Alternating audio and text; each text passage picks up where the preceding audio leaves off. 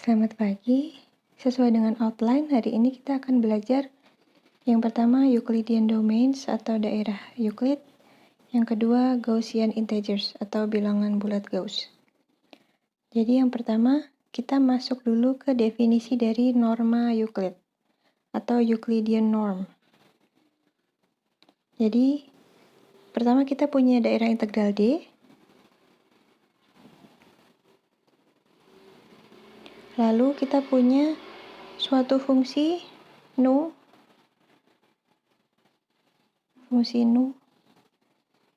Dia memetakan elemen-elemen tidak nol dari D ke bilangan bulat tidak negatif. Dengan syarat 1 dan 2, yang pertama kita bisa mencari Q dan R setiap kita punya A dan B. Jadi kalau kita punya A dan B-nya tidak nol, kita bisa cari Q dan R sehingga A sama dengan BQ plus R. Di mana R sama dengan 0 atau nu R kurang dari nu B.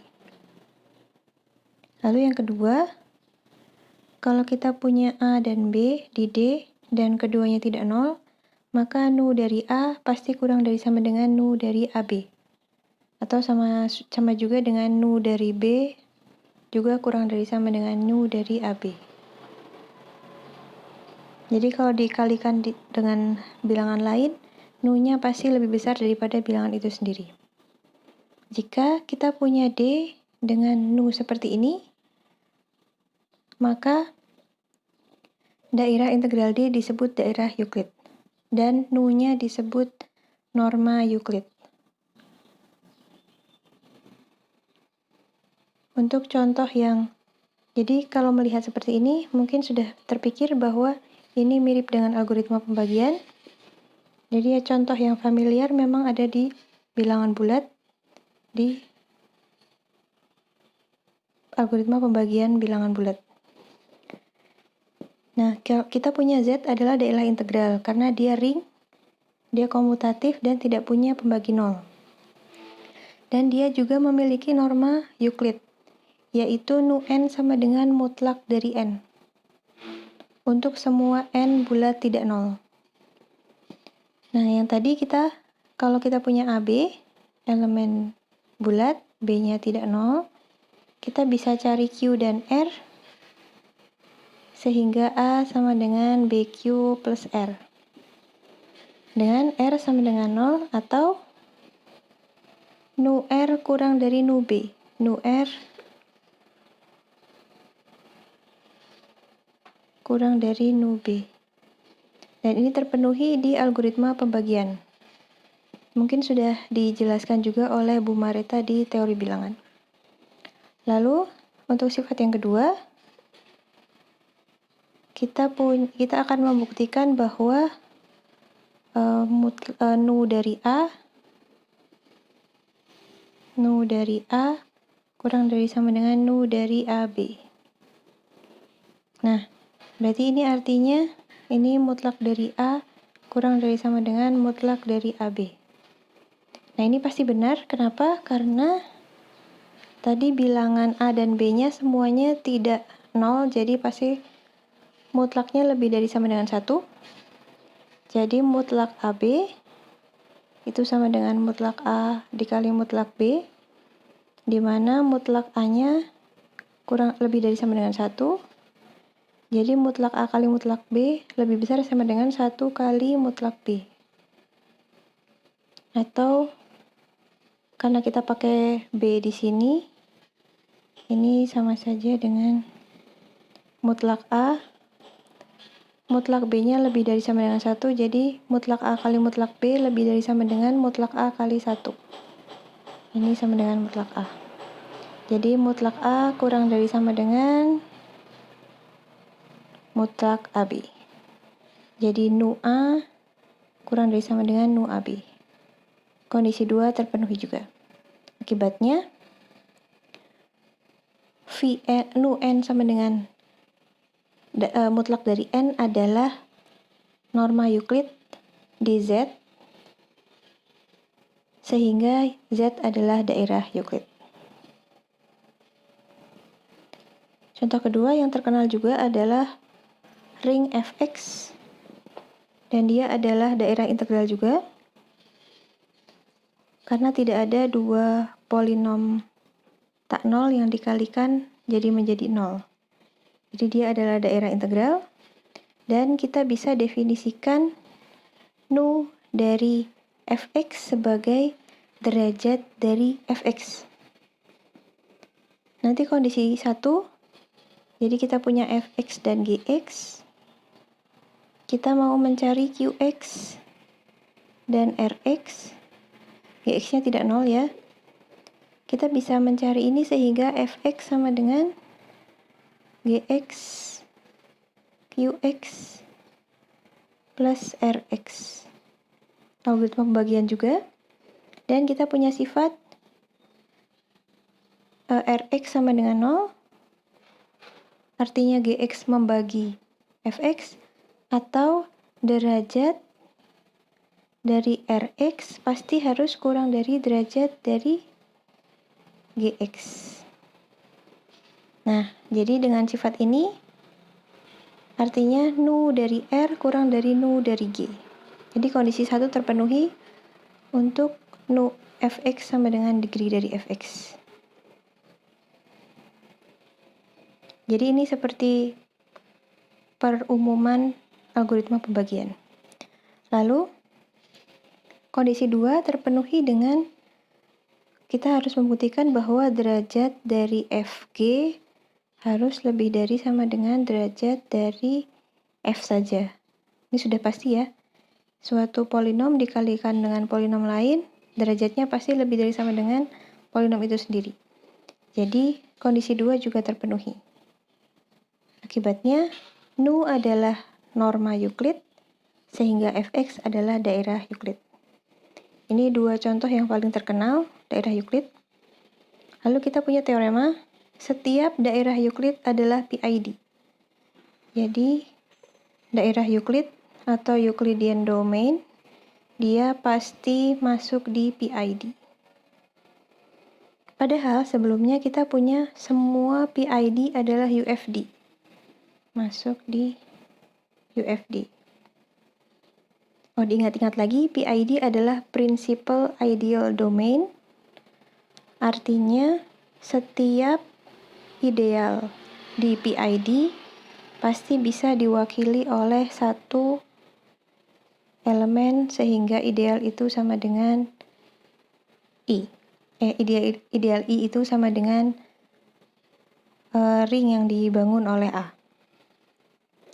Lalu, UFD kemarin adalah Unique Factorization Domain, di mana kalau ada elemen di UFD yang bisa difaktorisasi, maka faktorisasinya tunggal up to unit atau up to associates.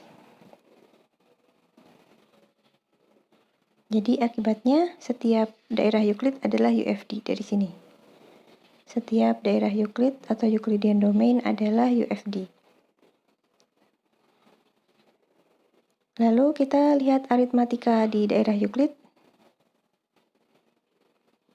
Kita punya daerah Euclid, norma Euclidnya nu, maka nu dari 1 adalah minimal di antara semua nu A. Untuk A, elemen D yang terdefinisi di nu yaitu elemen yang tidak nol. Jadi nu dari 1 pasti nu dari 1 pasti kurang dari sama dengan nu dari A. Untuk setiap A elemen D yang tidak nol. Lalu, definisi dari unit. Tadinya unit adalah elemen yang berasosiasi dengan 1. Sekarang definisi unit dengan norma Euclid adalah semua elemen yang nu-nya sama dengan nu 1.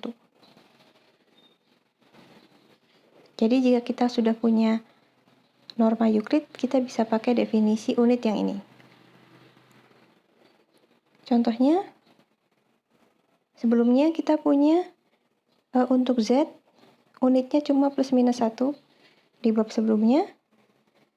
Nah, di sini dengan definisi nu yang ini, jawabannya masih sama. Jadi kita nu dari 1 tentu saja mutlak dari 1 itu 1. Dan semua unit di Z adalah dia pakai huruf misalnya A, sehingga nu dari A juga sama dengan nu dari 1, yaitu 1. Nu dari A adalah mutlak dari A, dia harus 1. Jadi semua unit di Z adalah elemen A tak 0 yang mutlaknya 1. Jadi mau nggak mau A-nya plus minus 1, sama dengan ini, sama dengan hasil sebelumnya. Lalu contoh 10, dia sama dengan sebelumnya dari fx, fx-nya tidak 0. Nilai minimum nu dari fx adalah 0. Jadi kalau fx 1 di fx adalah 1 sendiri ya. Degree dari 1 adalah 0 karena dia polinom konstan. Polinom konstan dia 0. Jadi unit adalah semua fx, sehingga degree dari fx sama dengan degree dari 1, yaitu 0. Degree dari fx yang 0 adalah semua polinom yang berbentuk konstanta saja. Fx sama dengan A0. Jadi polinom tak 0 ini ya. Polinom tak 0 berderajat 0 adalah elemen-elemen tak 0 di F. A0-nya di F ya. Lapangan karena dia konstanta saja, tidak ada X-nya, jadi dia masuk di lapangan.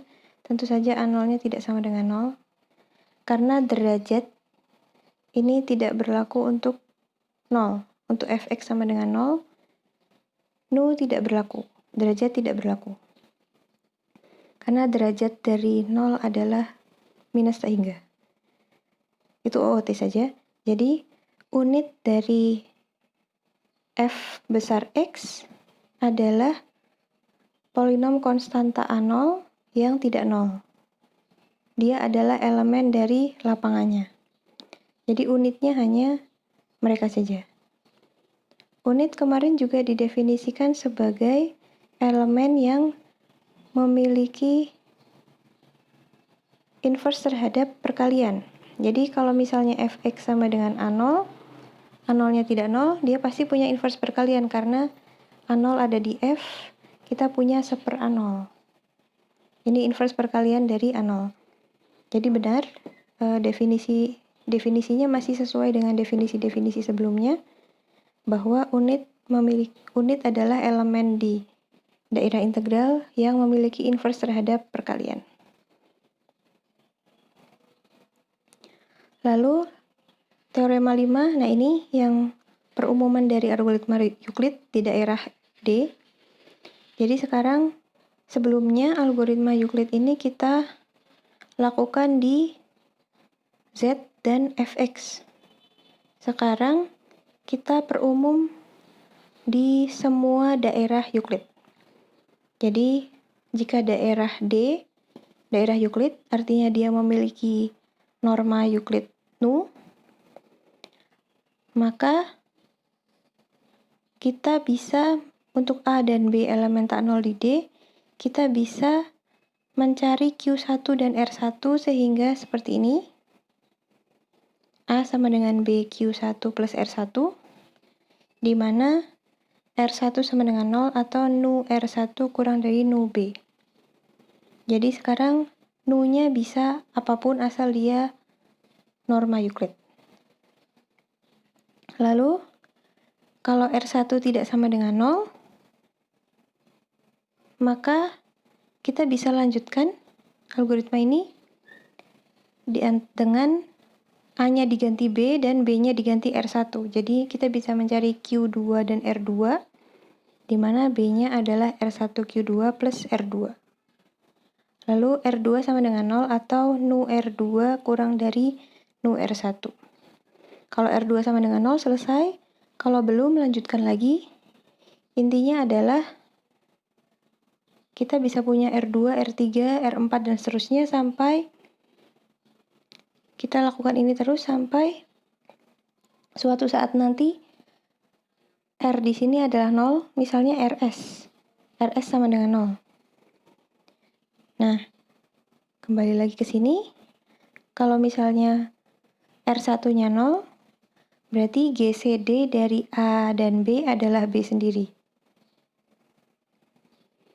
Tetapi kalau misalnya lanjut, R1-nya tidak 0, maka misalnya dia 0 di RS. Maka GCD-nya adalah RS-1. Jadi di atasnya yang 0. Lalu kita bisa mencari juga, kalau kita punya D adalah GCD AB, kita bisa mencari lambda dan mu. Di D, lambda ini, yang ini mu.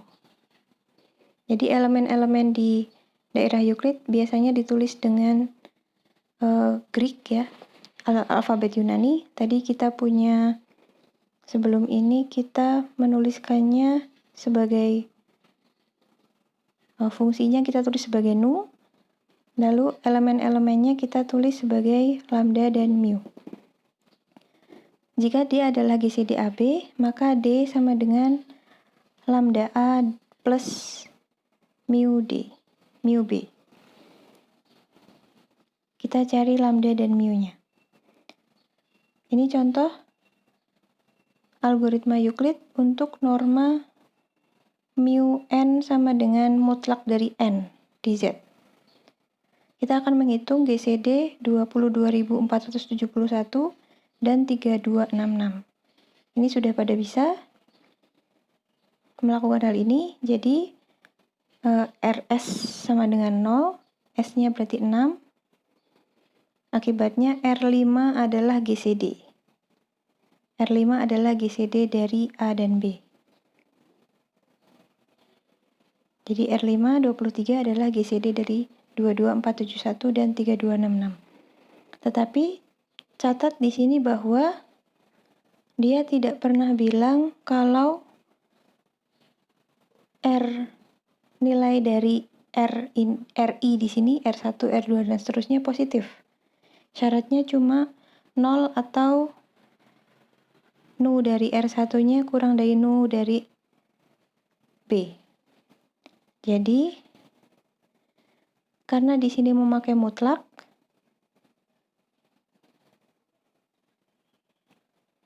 dari men RI itu masih sama dengan mutlak dari RI. Jadi, dengan cara yang algoritma yang lebih umum ini, kita tidak harus mencari R di sini, ini tidak harus positif. Kita cari saja yang seperti ini misalnya. Nah, tujuannya adalah algoritmanya seminimum mungkin, seefektif mungkin. Jadi yang dicari yang sekecil mungkin adalah mutlak dari RI-nya.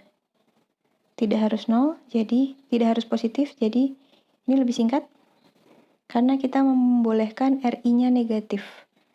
Jadi contohnya RI di R1 di sini diambil minus 391, sementara R1 di sini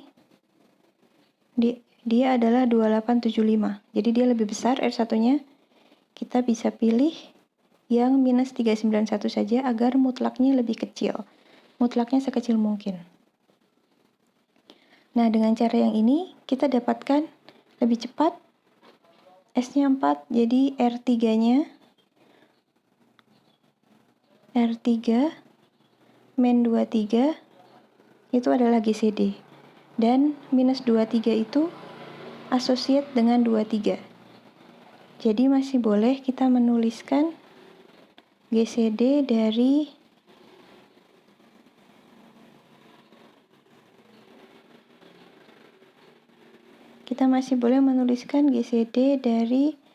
berapa tadi? 22471 dan 3266